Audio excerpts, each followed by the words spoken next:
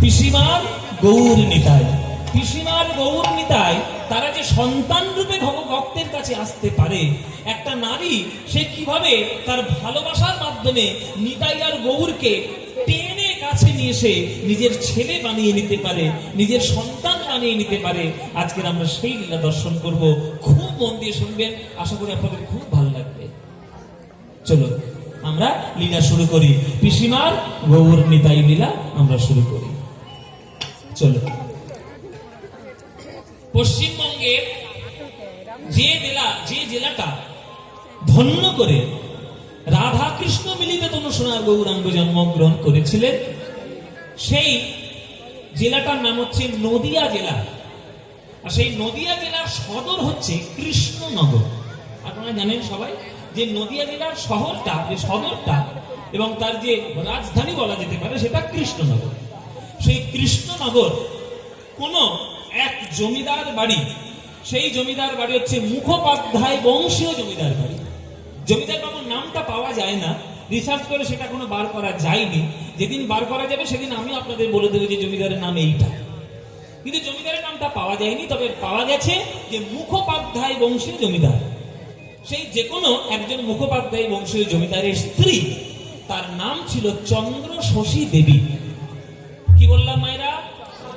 হ্যাঁ, একবার মুখস্থ করে নেবে পালাটা। সামনের বছর আমি আর গাইবো না, তোমাদের এখানে শুনবো, তোমরা গাইবে। পালাটা মন দিয়ে শুনবে, একবার মন দিয়ে শুনে নিয়ে মুখস্থ করে। কি বললাম? তার নাম কি? চন্দ্র শশী দেবী। চন্দ্র শশী দেবী অকালে বিধবা হয়েছেন, মানে বিবাহে ঠিক কয়েক বছরের মধ্যে, 2-3 বছরের মধ্যে জমিদার বাবু মারা গেছেন, অকালে তিনি বিধবা হয়েছেন। এই অকালে বিধবা হয়েছেন বলে তার মনের খুব ইচ্ছা যে আমি তো আমার সম্পত্তি ভোগ করে দিতে পারবো না, আমার স্বামীও যখন পারেননি আমিও পারবো না, এই বিরাট বড় সম্পত্তি ভোগ করার আর আমার সময় নেই। তা আমার যে সম্পত্তিগুলো আছে 12 ভূতে কেন খাবে? 12 ভূতে না খেয়ে আমি যদি এই সম্পত্তিগুলো একটু লোকের কাছে বিলিয়ে দিতে পারি, তাহলে আমার মানুষের একটু আশীর্বাদ, মানুষের একটু করুণা আমার পাওয়া যাবে। এই বলে স্বামীর মৃত্যুতে, স্বামী যখন মারা গেলেন, তার শ্রাদ্ধ কার্যের সময় পারলৌকিক ক্রিয়াতে তিনি তার নায়েব মশাইকে ডেকে তিনি বলে দিলেন যে শুনুন নায়েব মশাই, শুনুন নায়েব মশাই, আপনার তো জমিদার বাবু চলে গেলেন, আমাকে একা রেখে চলে গেলেন, এই টাকা পয়সা কে খাবে? কেউ তো ভোগ করার কেউ নেই। আমার এই যেদিন মৃত্যু হয়েছে স্বামী, সেই দিন থেকে যতক্ষণ না পারলৌকিক ক্রিয়া সম্পূর্ণ হচ্ছে, আপনি আশেপাশের যত গ্রাম আছে সবাইকে নিমন্ত্রণ দিন, তারা প্রত্যেক দিন আমার বাড়িতে এসে খাবে, তারা প্রত্যেক দিন আমার বাড়িতে উৎসব করবে। এই 13 দিন যতদিন আমাদের বাড়িতে এই পারলৌকিক ক্রিয়া চলবে, তারা প্রত্যেককে যেন অভুক্ত না থাকে, আমার বাড়িতে এসে যেন তারা খাওয়া দাওয়া করে।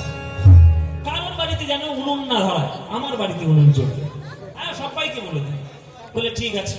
মায়েরা বিরাট বড় টাকা পয়সার মালিক তো, অভাব কিছু নাই, ওই জন্য বিরাট ওই উৎসবের আয়োজন করেছে। সকল গ্রামবাসীকে বলে দিয়েছে, শোনো গ্রামবাসী, ওই জমিদার বাবুর মৃত্যুতে গিন্নিমা আমাদের জন্য, তোমাদের জন্য নিমন্ত্রণ করেছে, কারোর বাড়িতে উনুন ধরাবে না, প্রত্যেক দিন ওখানে গিয়ে খাবে। দেখেছো মুখটা কেন হাসি হাসি হয়েছে? হ্যাঁ, হাসি হাসি কেন হচ্ছে? পরের বাড়ি ঘের ঘেরে গেলে কিরকম আনন্দ দেখে, কি সুন্দর মিষ্টি খাবে। তাহলে সবাই হয়ে গেল, ব্যাস বিরাট বড় সাধ্য কার্য হলো, খুব নাম ডাক হলো। আর গরিব মানুষরা, তারা যারা না খেতে পায়, তারা দুটো ভালো মন্দ খেয়ে গেছে, আশীর্বাদ তো একেবারে ভরে ভরে দিয়ে গেছে। মা তোমার কল্যাণ হোক, এই 10-12 দিন আমরা যে আনন্দ পেয়েছি, তুমি যে আনন্দ দিলে, ওই আনন্দ আর কোথাও পাবো না, তোমার কল্যাণ হোক। নিয়ম ভঙ্গ শেষ, মানে শ্রাদ্ধের পর তো নিয়ম ভঙ্গ হয়ে গেল। 13 দিনের মাথায় সব শেষ। 14 দিনের মাথায় সন্ধ্যাবেলায় কৃষ্ণনগর এই জমিদার বাড়িতে আশেপাশের যত বৈষ্ণবগণ, তারা সবাই খোল করতাল নিয়ে এসে সন্ধ্যাবেলায় হাজির হয়েছে। মা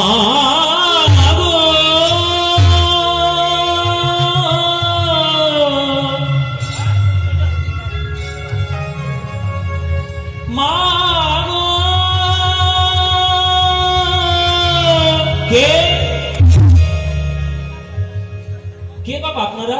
মা, আমরা হলাম এই আশেপাশের জমিদার। আশেপাশের এই জমিদারের যে এখতিয়ার আছে আমাদের প্রত্যেকটি গ্রামে, আপনি তো সবাইকে খাইয়েছেন, ওই প্রত্যেকটি গ্রামের 2-3টে করে বৈষ্ণব আমরা গৌর গোবিন্দের সেবা দিই। আজকে দলে বলে আপনার বাড়িতে এসেছি। আপনি 13 দিন 14 দিন ধরে প্রত্যেকটি গ্রামবাসীকে খাইয়েছেন। আমরা একটা দিনের জন্য আপনার বাড়িতে আসিনি। কেন কেন আসেননি বাবা? বলে দেখুন, আমরা তো বৈষ্ণব, আমরা শ্রাদ্ধ অন্ন গ্রহণ করি না। শ্রাদ্ধ অন্ন মানে হচ্ছে প্রেত অন্ন। শ্রাদ্ধ বাড়িতে আমাদের খেতে নাই। এটা আমিও খুব একটা ভালো লাগে না, আমার শ্রাদ্ধ বাড়িতে খাওয়া আমারও ঠিক ভালো লাগে না। আমি কোনো ওই শাস্ত্রীয় নিয়ম মেনে বলছিলাম, মানে কেউ একজন আমার আত্মীয় মরে গেছে, সে মরে গেছে বলে তার বাড়ি সর্বশান্ত হয়ে গেছে, আর তার বাড়িতে গিয়ে কবজি ডুবিয়ে খাবো, এটা মানসিকতার মানবিকতার দিক দিয়ে আমার ভালো লাগে না। ওই জন্য আমি কোনো শ্রাদ্ধ বাড়িতে গিয়ে খাই না। তার আরো উন্নতি হোক, তারা একটা দুঃখের সাগরে পড়েছে, কেউ একজন আত্মীয় মরে গেছে, তার বাড়ির লোক মরে গেছে, তার বাড়িতে গিয়ে কবজি ডুবিয়ে খাবো, এটা আমরা করবো না মা, এটা আমরা পারি না। আর আমরা বৈষ্ণব তো, আমরা দীক্ষিত বৈষ্ণব, কারোর বাড়িতে গিয়ে শ্রাদ্ধ অন্ন প্রেত অন্ন গ্রহণ করি না। কিন্তু আপনি সবাইকে খাইয়েছেন, আমরা 13-14 দিন আলু সিদ্ধ ভাত করে খেয়েছি। আর আজকে 14 দিনের মাথায় আমি আপনার বাড়িতে এসেছি। আপনি আমাদেরকে একটু কৃপা করুন, যে আপনি সবাইকে শান্তি দিলেন, বৈষ্ণবদেরকে কি করে আপনি সান্ত্বনা দিবেন, সেই ব্যবস্থা আপনার করতে হবে। বলো বাবা, বলো বাবা বৈষ্ণবগণ, তোমরা কি চাও? তোমরা যেটা চাইবে সেটাই দেবো বাবা। তোমরা না খেয়ে রয়েছো 14 দিন ধরে আলু সিদ্ধ ভাত খেয়ে, আমার কি শুনতে ভালো লাগছে বাবা? তোমরা যা বলবে তাই করবো। বলো তোমরা কি চাও আমার কাছে, বলো। শোনো মা, তোমার কাছে কি চাই জানো? এখনো 45 দিন পেরোয়নি, 45 দিনটা পেরিয়ে যায়। 46 দিনের মাথায় আপনি আপনার বাড়িতে বিরাট বড় একটা ভাগবত সভার আয়োজন করবেন, বৈষ্ণব সেবার আয়োজন করবেন। আমরা আশেপাশের যত বৈষ্ণবগণ আছি আমরা সবাই আসব। আপনি 3 দিন ধরে আপনি আমাদের এই বৈষ্ণবদেরকে জন্য একটু উৎসব করবেন। হ্যাঁ, প্রথম দিন আপনি ভাগবত পাঠের ব্যবস্থা রাখবেন, দিবারাত্র বৈষ্ণবগণ যেন আপনার বাড়িতে প্রসাদ পেতে পারে সে ব্যবস্থা রাখবেন। দ্বিতীয় দিন নাম কীর্তনের ব্যবস্থা রাখবেন। সকাল থেকে শুরু হবে হরে কৃষ্ণ নাম, পরের দিন সকাল পর্যন্ত যেন সেই নামটা চলে, সেই ব্যবস্থা রাখবেন। আর 3 নম্বর মানে তৃতীয় দিনে আপনি সন্ধ্যাবেলায় আমাদের আশেপাশের সব থেকে বড় কীর্তনিয়া তাকে নিয়ে এসে আমাদেরকে যদি একটু পদাবলী কীর্তন শোনাতে পারেন, তাহলে আমাদের সকল মনস্কামনা পূর্ণ হতে পারে। বাহ, তো ভালো বুদ্ধি, কোনো চিন্তা নেই বাবা, যা পয়সা খরচা হয় আমি করব, কোনো চিন্তা নেই। তোমরা কি করলে তোমরা সুখী হয় তুমি বলো, তোমাদেরকে কি খাওয়াবো দাওয়াবো বলো। শোনো মা, বৈষ্ণবরা আসবে মানে তারা শুধু খেতে আসবে না, তোমার বাড়িতে পুণ্য দিতে আসবে। জানো মা, এই বৈষ্ণবদের সেবা দিলে কি হয় জানো? এই মনে করো তুমি একটা বৈষ্ণব, কোনো গরিব বৈষ্ণব, সে হয়তো ভাগবত কেনার পয়সা নেই, সে ভাগবত কেনার পয়সা তোমার কাছে চায়। তুমি যদি তাকে ভাগবত কেনার পয়সা দিয়ে দাও, সেই গ্রন্থটা পাঠ করে যা পুণ্য অর্জন করবে তার অর্ধেক পুণ্য আপনি পেয়ে, অর্ধেক পুণ্য আপনি পাবেন। শোনো, মনে করুন কোন বৈষ্ণব বৃন্দাবন ধাম ভ্রমণ করতে চায়, পয়সা নেই, সে কি করবে? আপনার কাছে পয়সা চাইলো, আপনি তাকে পয়সা দিলেন, সে বৃন্দাবন 84 কোষ বৃন্দাবন পরিক্রমা করলো, যা পুণ্য পাবে তার অর্ধেক পুণ্য,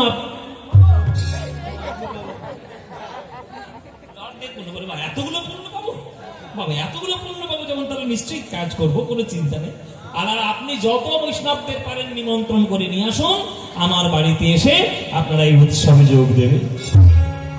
হ্যাঁ, ভালো কথা। ওই আপনারা কি যেন বলছিলেন কীর্তনিয়ার কথা? হ্যাঁ, ভালো একটা কীর্তনিয়া। তা আমি তো জানি না বাবা, আমাদের আশেপাশে কে ভালো কীর্তন গান করে আমি তো জানি না। আপনি খবর রাখেন, বলুন কত টাকা লাগবে, আমি নিয়ে আসবো, আমি সব পয়সা দেবো। শোনো মা, আমাদের এই কীর্তন জগতের এখন সব থেকে বড়, তখনকার দিনে যে কীর্তনিয়া ছিল তাকে ডাকুন। তিনি আবার যেমন তেমন কীর্তনিয়া নয়, তিনি রূপোর পালকিতে করে আসবেন কীর্তন শোনাতে। বলি বাপরে, রূপোর পালকি? বলে হ্যাঁ, রূপোর পালকি। আচ্ছা, কোনো ব্যাপার নেই, আমার রূপোর পালকিটাই পাঠিয়ে দেবে, কোনো চিন্তা নেই। শোনো মা, সে আবার যেমন তেমন নয়, বিরাট বড় কীর্তনিয়া। আপনি যদি সামনে না বসেন, সে আবার কীর্তন শোনাবেও না। ও সে কি কথা, আমি এক মেয়ে মানুষ, আমি কি সামনে বসবো কীর্তন শুনতে? বলে হ্যাঁ শুনতে হবে। আচ্ছা ঠিক আছে, কোনো ব্যাপার না, নিমন্ত্রণ করুন, আমি সবকিছু করবো, কোনো চিন্তা নেই। যা পয়সা লাগে তাই দেবো, রূপোর পালকি পাঠিয়ে দেবো, একেবারে সোনার মেডেল দিয়ে দেবো, কোনো চিন্তা নেই। যা দরকার আপনি তাই করুন, আপনার নিমন্ত্রণের ব্যবস্থা করুন। ব্যাস, ব্যবস্থা হয়ে গেল। 46 দিনের মাথায় জমিদার বাবুর বাড়িতে আবার উৎসব বসেছে। প্রথম দিন হলো শ্রীমদ্ ভাগবত পাঠ, দ্বিতীয় দিন হলো নাম সংকীর্তন, আর 3 নম্বর দিনে, তৃতীয় দিনে, তখনকার দিনের সব থেকে বড় যিনি কীর্তনিয়া, তিনি কীর্তন শোনাতে আসছেন পালকিতে করে। পালকিতে করে আসা আগেকার দিনে একটা স্ট্যাটাস মেনটেন, হ্যাঁ স্ট্যাটাস মেনটেন, মানে উনি যে খুব বড় কীর্তনিয়া জানানোর জন্য, বিরাট বড় কীর্তনিয়া। আর তখনকার দিনে কীর্তনিয়াদের সম্মান আপনারা কল্পনাও করতে পারবেন না। এখন তো আমাদের দিনে যা সম্মান বাবা, সে আর বলে লাভ নেই। হ্যাঁ, যতটুকু পাচ্ছি আর কি, আমরা যারা কীর্তন করি তারা হাড়ে হাড়ে টের পাই যাবে কি সম্মান পায়। কোথাও গেলে একেবারে এসি ঘর ছেড়ে দিচ্ছে, আর কোথাও গেলে বাথরুমও বন্ধ করে দিচ্ছে। ওইখানে ঢুকতে না বাবা, ওটা আমাদের ওইখানে তোমাদের জায়গা। আমাদের অনেক অভিজ্ঞতা আছে বাবা, আপনাদের সঙ্গে শেয়ার করে লাভ নেই। অনেক অভিজ্ঞতা আমার। আজকে মনে করুন কীর্তন করতে করতে আমার 30 বছর হয়ে গেল। 30 বছর কীর্তন করছি, তার প্রচুর অভিজ্ঞতা রয়েছে। ওই রাজপালঙ্কেও শুয়েছি, আবার খেটো ঘরে ইটের বালিশ মাথায় দিয়ে মশার কামড়ও খেয়েছি সারা। এরকম অভিজ্ঞতা আমাদের অনেক রয়েছে। তো স্যার ওই গোয়ালের পাশেও জায়গা দিয়েছে, কোনো চিন্তা নেই। এরকম অভিজ্ঞতা আমাদের প্রচুর। কিন্তু তখনকার দিনে আপনারা ভাবতে পারছেন না যে কীর্তনীয়দের কি সম্মান। কীর্তনিয়ার সম্মান মানে একটা রাজার মতো সম্মান। পালকি যাবে, লাঠিয়াল যাবে, 50টা পিছন সামনে লাঠিয়াল থাকবে, সেই রকম কীর্তনিয়া আসবে। হ্যাঁ, তবে তারা সেরকম যোগ্য কীর্তনিয়া ছিল, তারা সেই রকম গান শিখেছে, পড়াশোনা শিখেছে, একেবারে বিরাট বড় যোগ্যতার অধিকারী ছিল। কীর্তনিয়া গান শোনাতে এলেন জমিদার গিন্নিকে। মা, আমার দলের লোকজন বলেছে যে তুমি না থাকলে সামনে আমি গান গাইব না। তুমি জমিদার গিন্নি হও আর তুমি যাই পারে হও, আমার দেখার দরকার নেই। কীর্তন হচ্ছে বাংলার গানের সর্বশ্রেষ্ঠ সাহিত্য, সর্বশ্রেষ্ঠ সঙ্গীত। সেইটা শুনতে গেলে নিজেকে একটু ভিখারি মনে করতে হবে মা। ওই জমিদারগিরির ওই অহংকার করলে হবে না, সামনে এসে বসতে হবে মা। তুমি যদি সামনে বসো তবেই গান শোনাবো, নইলে আমি গান গাইব না। ঠিক আছে আমার ওই মাটিতে বসতে হবে, কিন্তু ওই কোনো মখমলের আসন পেতে দিতে পারবো না। ওই মাটিতে দর্শকরা যেমন আসনে বসবে, তুমি ওই রকম আসনে বসবে। আচ্ছা ঠিক আছে বাবা, আমি তাই শুনবো। ওই শোনাও কীর্তন। কীর্তনিয়া গান ধরেছে, কীর্তনিয়া গান ধরেছে। আজকে আমি যেমন আপনাদেরকে শোনাচ্ছি, পালার মধ্যেও কেউ কীর্তন শোনাচ্ছে। ভক্তরা সামনে ঘিরে বসেছে আর কীর্তনিয়া গান গাইছে। ওগো ভক্তগণ, এই গৌরাঙ্গ মহাপ্রভু রাধা কৃষ্ণ মিলিত তনু, তার অপরূপ রূপের তুলনা নাহি হয় জগতে। যে একবার ওই গৌরাঙ্গ রূপে দেখবে, তার হৃদয় মন প্রাণ ভুলে যাবে। গৌরাঙ্গকে দেখতে কেমন? ওমা ভয় পেও না, সংস্কৃত পদাবলী গাইব, কিন্তু মানে প্রত্যেকটা বলে দেবো, কোনো চিন্তা নেই, ভয় পাবে না। ও মায়েরা, সেই যে কীর্তনিয়া যে পদটি গেয়েছিল, ওই পদটা আমি আপনাদেরকে শোনাবো। ওই একই পদ শোনাচ্ছি আপনাদের। সেই কীর্তনিয়া যা পদ গেয়েছে সেইটাই আমি আপনাদের শোনাবো। কি পদ? সংস্কৃত পদ, সংস্কৃত ভাষার গান। মধুকর রঞ্জিত মালতি মণ্ডিত জিত ঘন কুঞ্চিত কেশ, জিত ঘন কুঞ্চিত কেশ। মধুকর রঞ্জিত মালতি মণ্ডিত জিত ঘন কুঞ্চিত।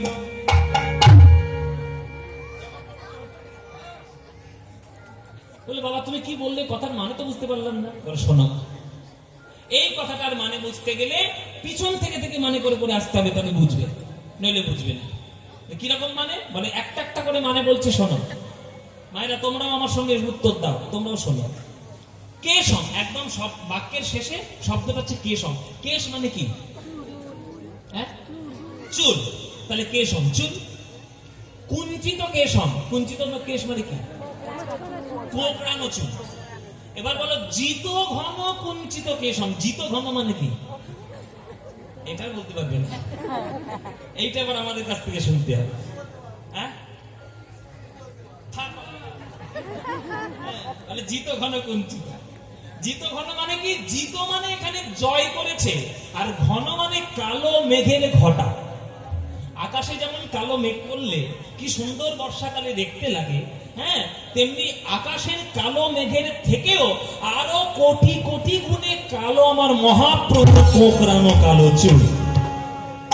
মহাপ্রভুর ঘাড় পর্যন্ত কোঁকড়ানো চুল, আর সেই চুলটা মেঘের থেকেও ঘন, এত কুচকুচে কালো আর কুঞ্চিত কেশ। এই কোঁকড়ানো চুলের একটা ফেসিলিটি আছে, একটা বাড়তি পাওনা আছে। যেমন আমার কোঁকড়ানো চুল, আমার একটা বাউরি পাওনা আছে। যাদের কোঁকড়ানো চুল তাদের আগেই চলে গেছে, বাবা কিছু মনে করবেন না। এই কোঁকড়ানো চুল, সুন্দর চুল, এই দেখুন, এই দিকে দেখুন, সুন্দর চুল,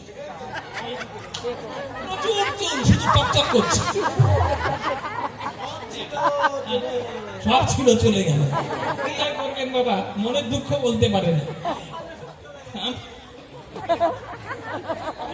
চলে গেছে।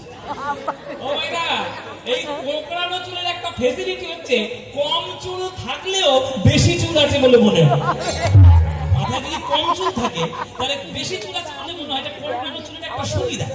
এবার মহাপ্রভু তো মোটামুটি ঘাড় পর্যন্ত চুল, এবার কপাল থেকে এই যে কোঁকড়ানো চুলটা এইভাবে ঘাড় পর্যন্ত নেমেছে।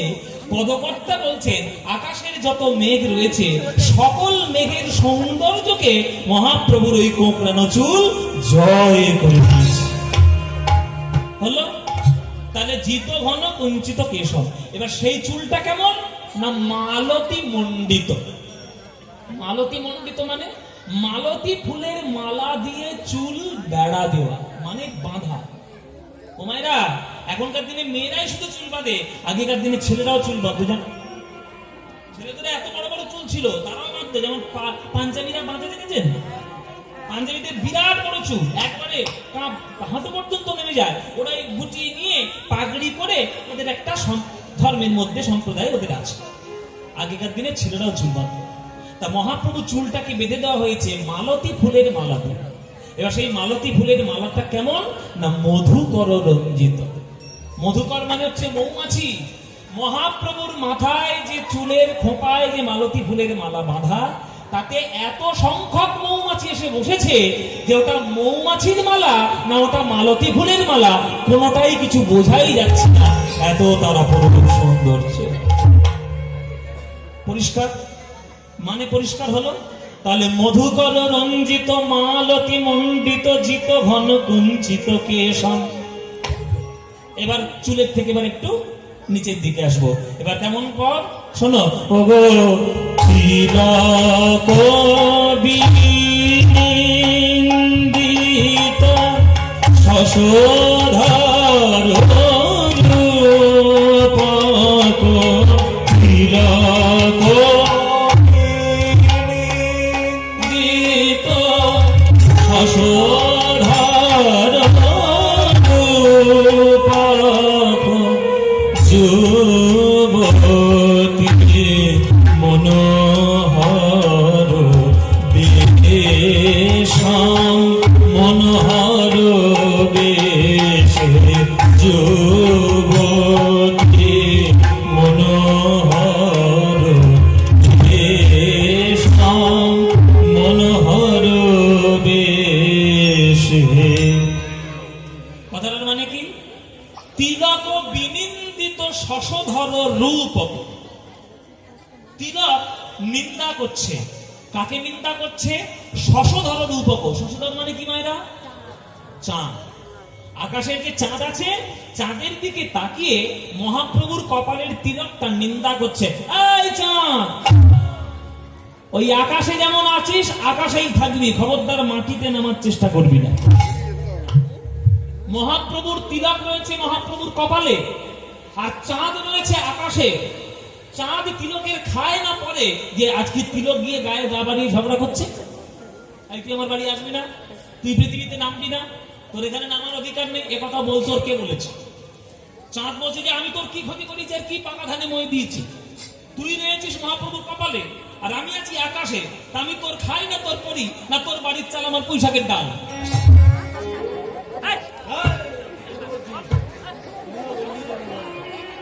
তুই আমার সঙ্গে ঝগড়া করছিস কেন? তখন তিলক বলছে, শোন ভাই,